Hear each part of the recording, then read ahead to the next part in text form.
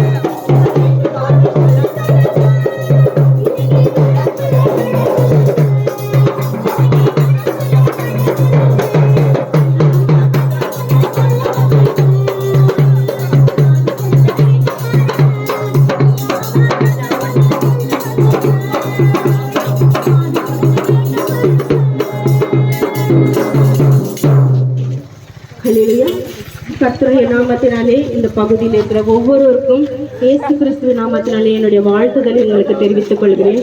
ஏசப்பா உங்க எல்லாரையும் ரொம்ப அதிகமாக நேசிக்கிறாரு. எந்த சின்ன குழந்தை பெரியவங்க ஆண் பெண் இப்படின்ட்டு வித்தியாசமே பார்க்கறதில்ல. ஏழை பணக்காரன் எல்லாருமே அவருடைய பார்வைக்கு சமமானவர்கள் தான். நம்ம மனுஷங்க தான் வித்தியாசங்களை பார்த்து கொண்டு இருக்கோம். இவங்க எப்படி இருக்காங்களே, நம்ம அப்படி இருக்கோமே அப்படின்னு சொல்லிட்டு. ஆனா ஏசப்பாவோட பார்வையில நம்ம எல்லாருமே வந்து சமமானவர்கள். அதனால வந்து அவர் வந்து நம்ம மேல அந்த அளவுக்கு வந்து அவர் அன்பு கூர்ந்தார். எப்படிப்பட்ட அன்புனா, நீங்க பார்த்துட்டு இருக்கீங்க இல்லையா, இந்த வானம், பூமி, நட்சத்திரங்கள், சூரியன், சந்திரன், நம்ம வாழ்ற இந்த பூமி, அப்புறம் வந்து இந்த ஆடு, மாடு, மிருகங்கள், பறவைகள் எல்லாவற்றையும் வந்து அவர் உருவாக்கினார். எப்படின்னா, சும்மா வார்த்தை சொல்லி உருவாக்கினாரு.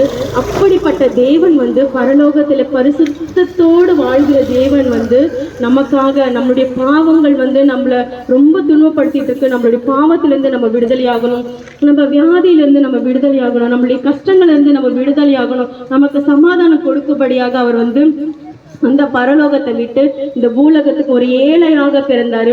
ஏழையாக பிறந்து அவர் வந்து நமக்காக அநேக அற்புதங்களை செஞ்சாரு. கண்ணு தெரியாதவங்களுக்கு கண்ணை பார்க்க செய்தாரு, செவிடர்களை கேட்க செய்தாரு, நடக்க முடியாதவர்களை நடக்க செய்தாரு, செத்து போனவர்களை உயிரோடு எழுப்பினாரு, குஷ்டரோகங்களை குணமாக்கினாரு. அவர் குணமாக்காத ஒரு வியாதியுமே இல்லை. அவர் தேடி வந்து அவங்க தள்ளப்பட்டாங்க அப்படின்னு சொல்லிட்டு ஒரு சரித்திரமே இல்லை. அவரை தேடி வந்தவங்க எல்லாருமே சுகம் பெற்றாங்க. அவர் தேடி வந்தவர்கள் எல்லாருமே சமாதானம் பெற்றாங்க. அப்படிப்பட்ட இயேசுதான் இந்த உலகத்துக்கு வந்து நமக்காக சிலுவையில மறிச்சு அவமானங்கள் பட்டு அவருடைய உடம்புல இருக்கிற கடைசி சொட்டு ரத்தம் வரைக்கும் சிலுவையில நமக்காக சிந்தி நம்மளை ரட்சிக்கும்படியாக அவர் இந்த மாதிரி செய்தார். அவர் இறந்து போனதை இன்னும் செத்துட்டாங்கன்னு சொல்றாங்களே அப்படின்னு சொல்லிட்டு அவர் 3ஆம் நாள் உயிரோடு எழுந்தாரு.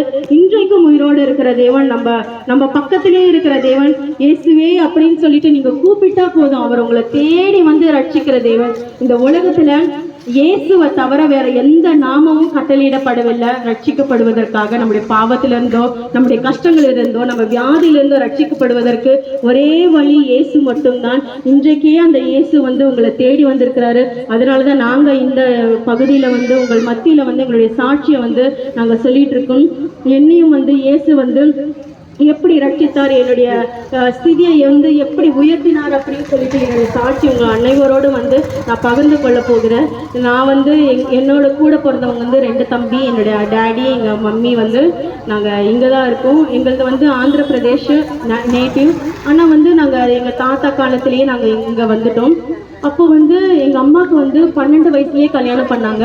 12 வயசில் கல்யாணம் பண்ண பிறகு அவங்களுடைய முதல் குழந்தை இறந்து போச்சு. ஏன்னா சின்ன குழந்தைக்கு கல்யாணம் பண்ணி வச்சு அவங்க எப்படி ஒரு டெலிவர் பண்ணுவாங்க. ஃபர்ஸ்ட் குழந்தை இறந்து போச்சு. அதுக்கப்புறம் நான் ஃபர்ஸ்ட் ஆளாக பிறந்தேன். கர்த்தர் வந்து சின்ன வயசுல இருந்தே வந்து எங்களை அருமையாக நடத்தினாரு. எங்க டேடி வந்து பயங்கரமா குடிப்பாரு. எப்படி குடிப்பாருன்னா, அவருக்கு குடி மட்டும்தான் வாழ்க்கையை, குடி தவிர்த்து அவருக்கு வேற எதுவுமே தெரியாது. அவர் வந்து அவருடைய வாழ்க்கையை உல்லாசமா இருக்கணும், அதுதான் அவருடைய ஒரே நோக்கமே. ஆனா அவருக்கு 3 பிள்ளைகள். குடும்பத்தை பத்தி கவலை இல்லை, பிள்ளைகளை பத்தி கவலை இல்லை, மனைவி பத்தி கவலை இல்லை. அவருடைய நோக்கமெல்லாம் என்ன, நல்லா குடிக்கணும், நல்லா வந்து